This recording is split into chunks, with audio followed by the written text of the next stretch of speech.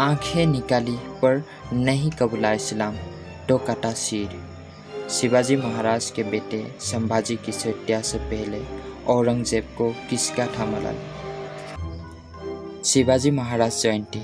शिवाजी महाराज की जयंती के अवसर पर जानते हैं उनके पराक्रमी बेटे संभाजी महाराज की कुछ अनकही कहानियाँ जो आज भी महाराष्ट्र के कई हिस्सों में कहावतों और कथाओं में जिंदा दफन है।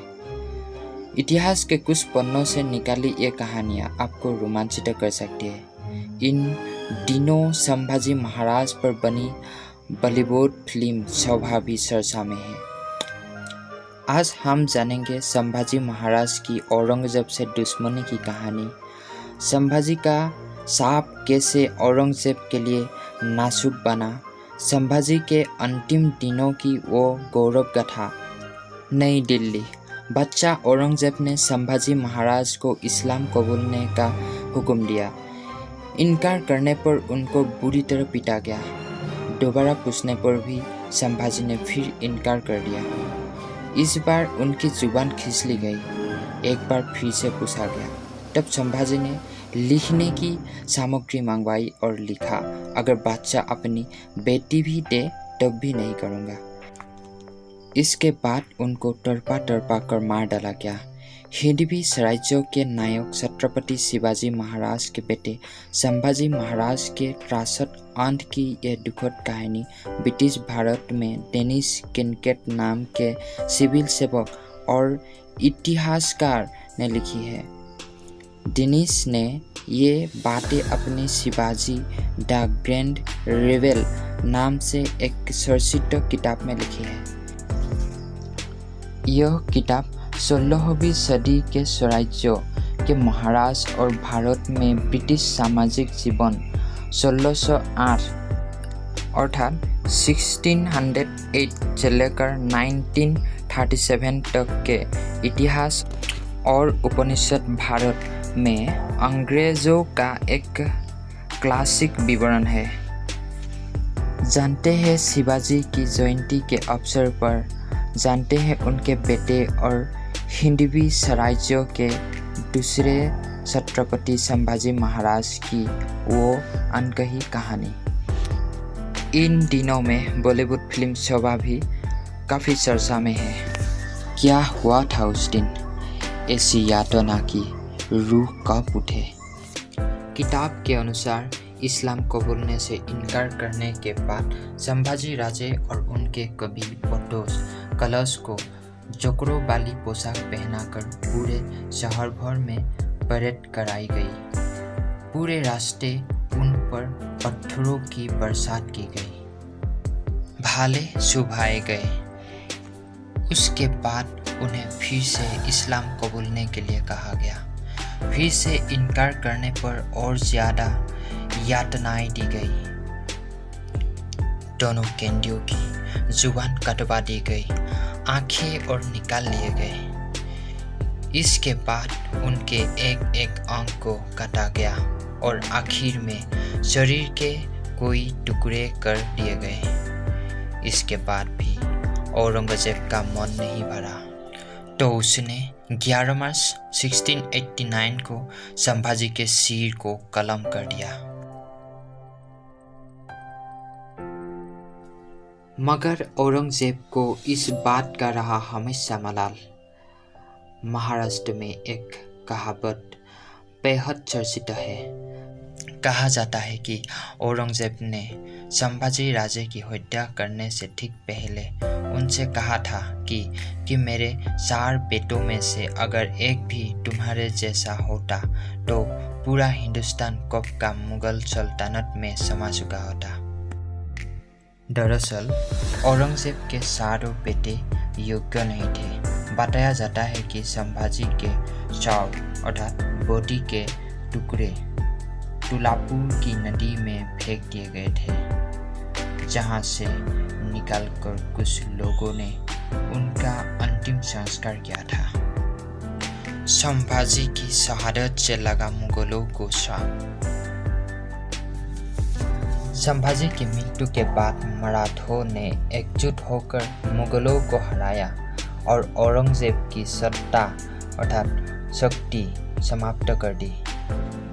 1681 में जब औरंगजेब का चौथा बेटा मोहम्मद अकबर जब बगावत कर दक्कन में ही कुछ बगी सैनिकों को लेकर अलग हो गया तो औरंगजेब ने उसका पीछा किया और बागी सैनिकों को बुरी तरह परास्त कर दिया। अकबर ने तब संभाजी की शरण ली। संभाजी महाराज ने अकबर की बहन जिन्नत को एक चिट्ठी लिखी। औरंगजेब तक वो पत्र पहुंचा। दिल्ली लौट जाए वरना दक्कन में ही बनेगी आपकी कब्र। पत्र में लिखा था, बच्चा सलामत को दिल्ली लौट जाना चाहिए। एक बार हम और हमारे पिता उनके कब्जे से छूटकर दिखा चुके हैं। अगर वो जीत पर अड़े रहे तो वो हमारे कब्जे से छूटकर दिल्ली नहीं जा पाएंगे। उनकी यही इच्छा है तो उन्हें दक्कन में ही अपनी कब्र के लिए जगह खोज लेनी चाहिए। संभाजी ने औरंगजेब को दक्कन से लौट जाने या दक्कन में ही अपनी कब्र की तैयारी करने से जुड़ी जो श्राप दिया था वो आखिर में सही साबित हुए। मुगल शासक आखिरी समय तक दक्कन पर कब्जा नहीं कर पाए और औरंगजेब 88 साल की उम्र में दक्कन में ही दफन हुआ। एक धोखे से औरंगजेब के संगुल में फंसे संभाजी। मेमोरेस डी फ्रैंकोइस मार्टिन फोंड में मार्टिन ने लिखा है कि 1689 की शुरुआत में संभाजी महाराज ने अपने महत्वपूर्ण प्रमुखों को कोंकण के संगमेश्वर के एक बैठक में शामिल होने के लिए बुलाया। 1 फरवरी 1689 में जब संभाजी महाराज बैठक समाप्त करके रायगढ़ के लिए कुछ कर रहे थे तब औरंगजेब के सरदार मुकर्ब खान ने महाराज की सहायता से संगमेश्वर पर हमला कर दिया। फ्रांसीसी गवर्नर जनरल मार्टिन ने अपनी डायरी में लिखा है कि उनके करीबी लोगों ने उन्हें धोखा दिया। ऑपरेशन गुप्त रूप से किया गया था और सभी ऑपरेशनों की योजना बहुत सावधानी से बनाई गई थी। मराठों और शत्रु सेना के बीच संघर्ष छिड़ गया। मराठों की संख्या कम हो गई। अपने बेहतरीन प्रयासों के बावजूद मराठा दुश्मन के हमले को पीछे हटाने में असमर्थ रहे। दुश्मनों ने संभाजी महाराज और उनके साथ मौजूद कवि कलश को जिंदा पकड़ लिया।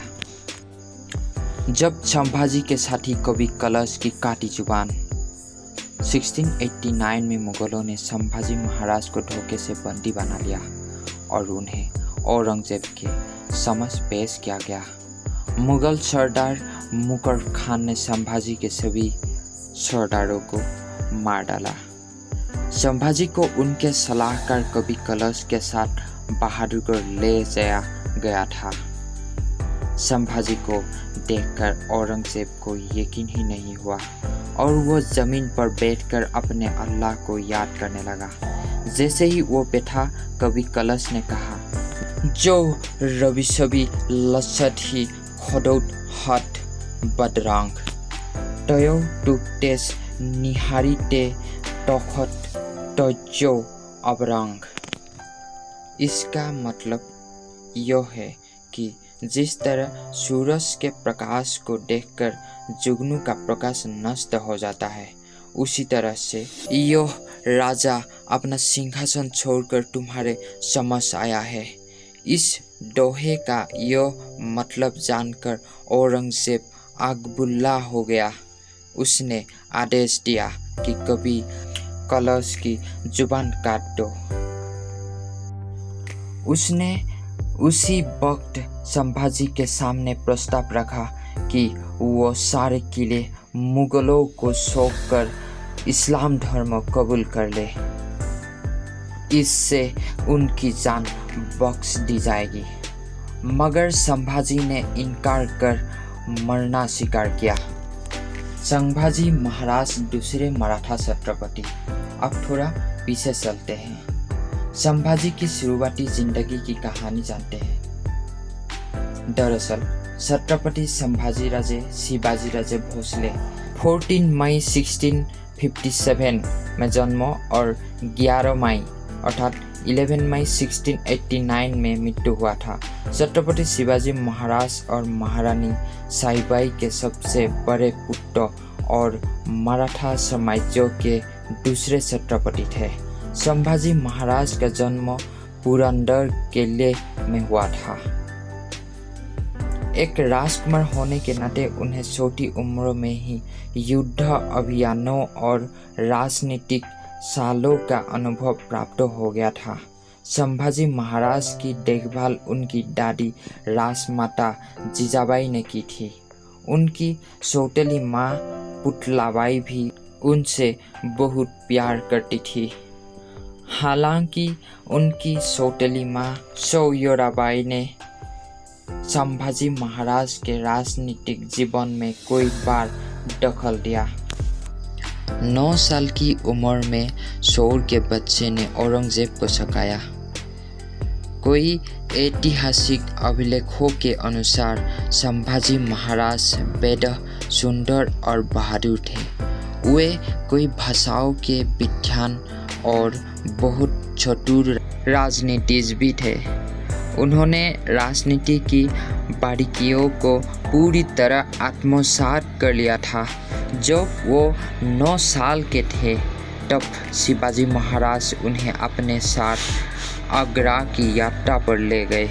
उनकी यह सोच थी कि यदि वो छोटी उम्र में मुगल दरबार की घटनाओं और राजनीति के बारे में जान लेंगे तो वह भविष्य में उनके लिए उपयोगी साबित होगा।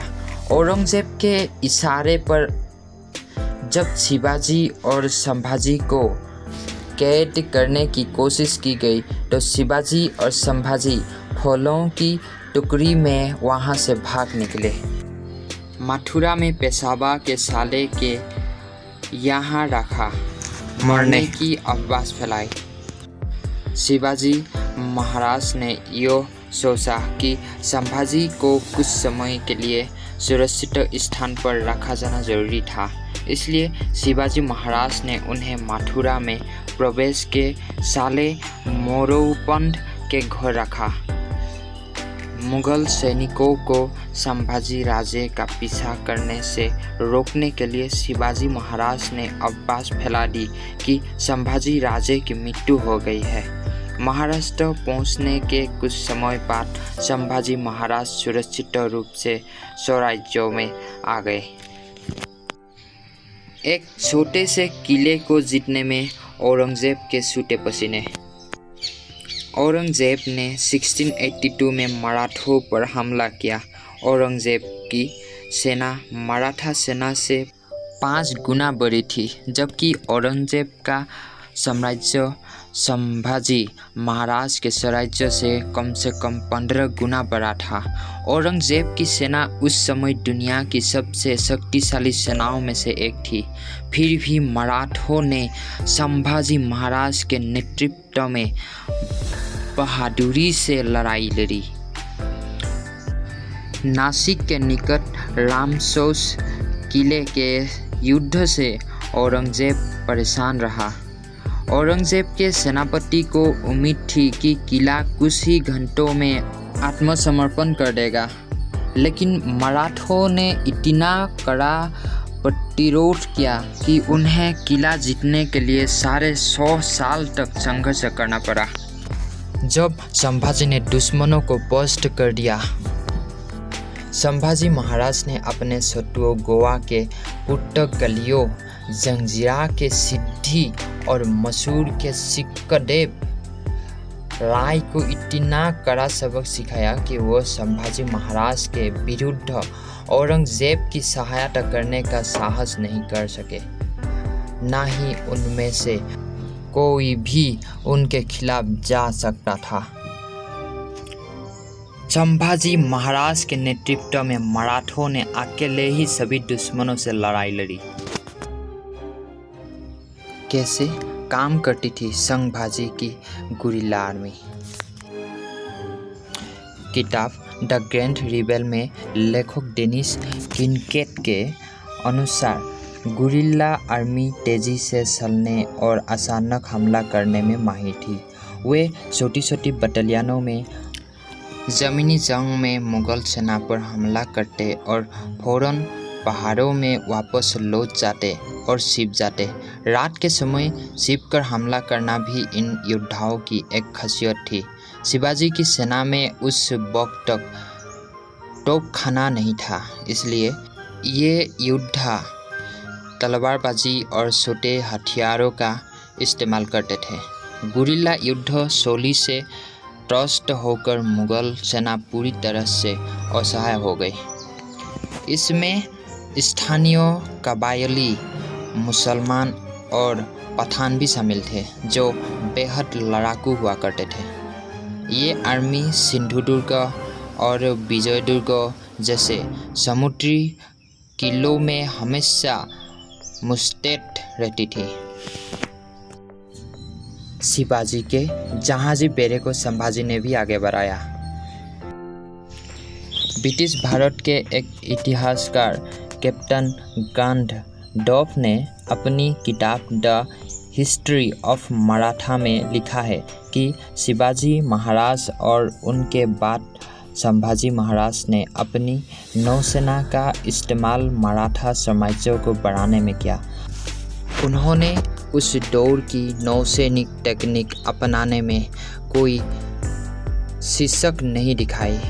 उनके जहाजी बेड़े उन्नत नेविगेशन सिस्टम और तोपखाने से लैस थे, जो उन्हें नौसैनिक लड़ाइयों में स्वराज्यों को अजेय बनाते थे। उनका एक महत्वपूर्ण नौसैनिक संघर्ष कोंकण तट के पास जंजीरा द्वीप के सिद्धियों के खिलाफ था, जिन्हें अपनी नौसेना के दम पर उन्होंने पस्त कर दिया था।